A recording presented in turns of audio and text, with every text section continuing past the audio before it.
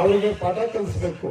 ಯಾಕಂತ ಹೇಳಿದ್ರೆ ಈ ಗ್ರಾಮವನ್ನ ಯಾವ ರೀತಿ ಕಡೆಗಣಿಸಿದ್ದಾರೆ ಅಂತ ಹೇಳಿದ್ರೆ, ಈ ಗ್ರಾಮಕ್ಕೆ ಹೆಸರಿಟ್ಟಿದ್ದು DC ಅವರ ಆಫೀಸ್ ಭಾಗದಲ್ಲಿ ದಿವಂಗತ ವಾಸಣ್ಣ ಮತ್ತು ಎ ನಾರಾಯಣಸ್ವಾಮಿಯವರು ಏನಾದರೂ ಒಂದು ಹೆಸರಿಡುವ ಹಳ್ಳಿಗೆ ಅರ್ಜಿ ಬರೀಬೇಕಲ್ಲ ಅಂತ ಹೇಳಿದಾಗ ಏನ ಇಲ್ಲಿ ಅಂತ ಹೇಳಿ ಕೇಳ್ತೀನಿ ನಾರಾಯಣಸ್ವಾಮಿ ಅವ್ರನ್ನ.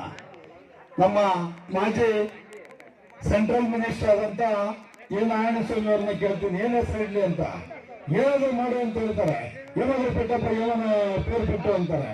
ಆವಾಗ ಜೈವೀರ್ ನಗರ ಅಂತ ಹೇಳ್ತೀನಿ, ಚೆನ್ನಾಗಿದೆ ಅಂತಾರೆ. ಚೆನ್ನಾಗಿದೆ ಅಂತಾರೆ.